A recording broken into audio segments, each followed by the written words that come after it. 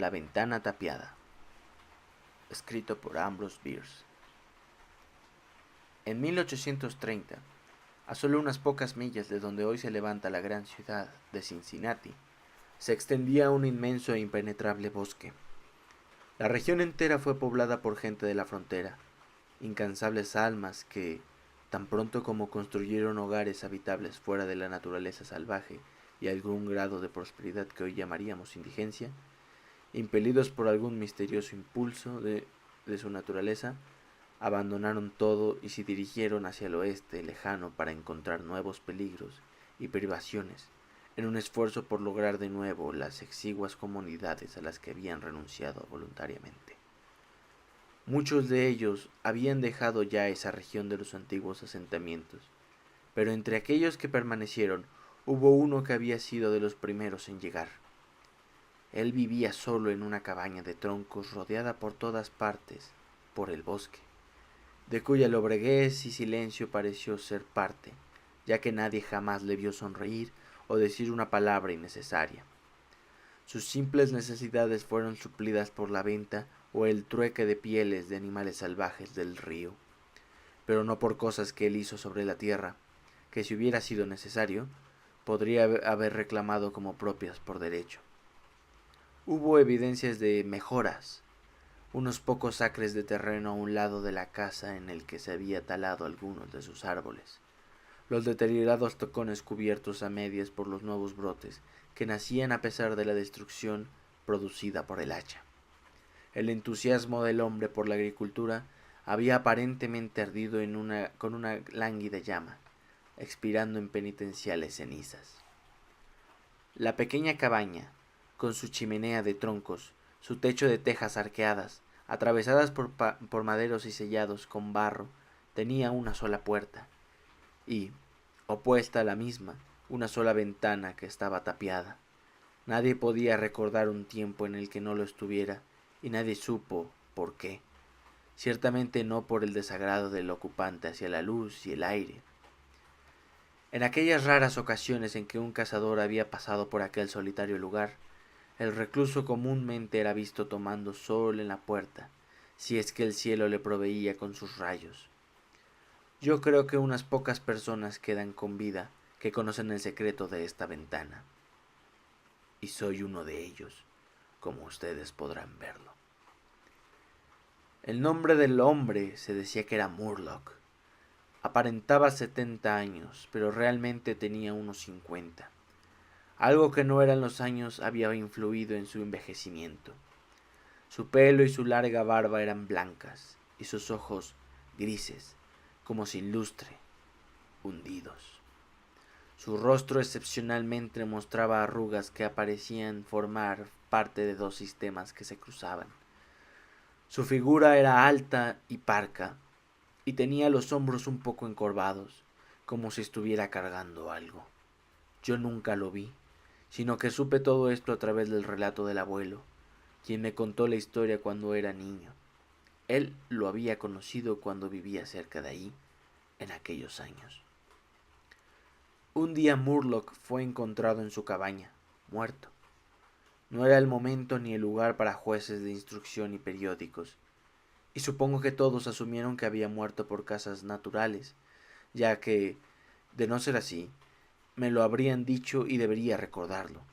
Solo sé que con la que probablemente fuera su sentido de idoneidad, el cuerpo fue enterrado cerca de la cabaña, junto a la tumba de su esposa, quien la había precedido por tantos años que la tradición local casi no recordaba su existencia.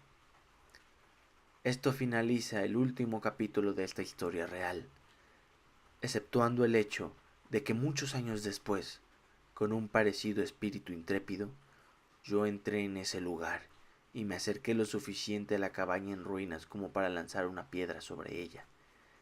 Y entonces corrí huyendo del fantasma que todo chico, bien informado, sabía que habitaba el lugar. Pero si existe un capítulo anterior contado por mi abuelo. Antes, cuando Murlock construía su cabaña, empezó decididamente a conformar la granja trabajando con su hacha, sirviéndose del rifle como un apoyo. Él era joven, fuerte y lleno de esperanza. Se había casado en aquel país del este de donde procedía, como era costumbre, con una joven devota y honesta que compartía con él los peligros y las privaciones de rigor, siempre con un espíritu alegre. No se recuerda su nombre. La tradición guarda silencio en cuanto a sus encantos personales, aunque la duda se mantiene. Pero Dios prohíbe que yo la comparta. De su afecto y felicidad hay evidentes muestras en todos y cada uno de los días de viudedad vividos por el hombre. ¿Qué sino el magnetismo de unos benditos recuerdos podría haber encadenado un espíritu aventurero a un lugar como ese? Un día Murlock regresó de una cacería en un lugar distante del bosque y encontró a su mujer postrada con fiebre y delirando. No había médico en millas, no había vecinos, tampoco ella estaba en condición de carecer de atención. Así que él ejerció también la tarea de atenderla y curarla, pero al tercer día entró en coma y falleció, aparentemente sin jamás regresar a su sano juicio. Por lo que yo sé de una naturaleza como la de él, podemos aventurar algunos detalles del perfil dibujado por mi abuelo. Cuando se convenció que ella estaba muerta, Murlock tuvo aún sentido como para recordar que la muerte debe ser seguida por el entierro. En preparativos para su sacra labor, cometió un error tras otro, haciendo algunas cosas de manera incorrecta y otras que había hecho correctamente. Las volvió a hacer una y otra vez.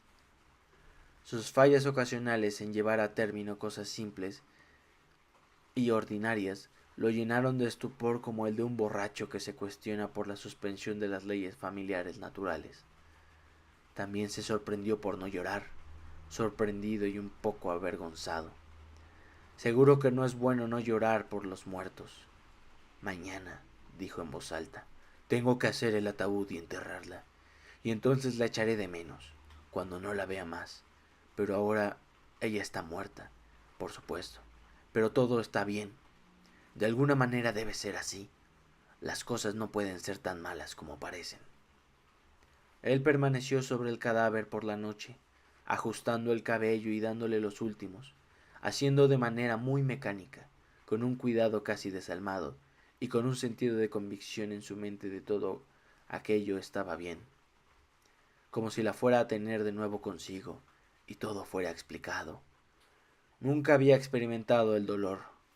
Su capacidad de sentirlo no había sido utilizada jamás. Ni su corazón ni su mente podían concebirlo. No sabía lo que era un golpe bajo. Este conocimiento vendría después y jamás se marcharía. El dolor es un artista de poderes tan variados como los instrumentos con los que interpreta sus cantos fúnebres hacia los muertos, evocando desde las más agudas y finas notas hasta los acordes más graves y bajos que pulsan el lento y recurrente latido de un tambor distante. Algunos se asustan, otros se quedan pasmados. Para este viene como un flechazo certero, punzando toda la sensibilidad de una vida entusiasta. Para el otro como el golpe de una masa, que aplasta todo e inmoviliza todo. Vamos a concebir que Murlock se vio afectado de esta manera, y aquí estamos en un campo de no mayor seguridad que la de la mera conjetura, que ni bien terminó su pía labor, se sentó en una silla a un lado de la mesa en la que yacía el cuerpo y depositó sus brazos en el borde de la mesa, dejando caer su cara en ellos, sin lágrimas y en exceso cansado. En ese momento provino desde la ventana abierta un sonido como de aullido de un chico perdido en las lejanías del oscuro bosque. Pero el hombre no se movió. De nuevo, y más cercano que antes, sonó el aullido sobrenatural. Quizás era una bestia salvaje. Quizás era un sueño. Para Murlock estaba dormida. Algunas horas después, como luego se supo, el desgraciado vigía se despertó y deslizó su cabeza de los brazos, intentando escuchar sin saber por qué. Ahí, en la negra oscuridad al lado de la muerte, recordando todo sin asustarse, forzó la vista para ver mejor. No sabía el qué. Todos sus sentidos estaban alertas. Su respiración se suspendió. La sangre se le detuvo en las venas como respaldando el silencio. ¿Quién o qué lo había despertado? ¿Y dónde estaba? Súbitamente, la mesa crujió bajo sus brazos, y al mismo tiempo escuchó, o creyó escuchar, un paso suave, otro. Suena como si fuera de un pie desnudo sobre el suelo. Estaba aterrorizado, paralizado, sin poder gritar o moverse.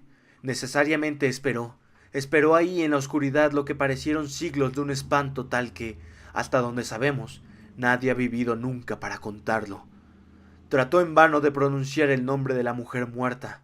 También en vano su mano se estiró y palpó la mesa para ver si allí estaba ahí.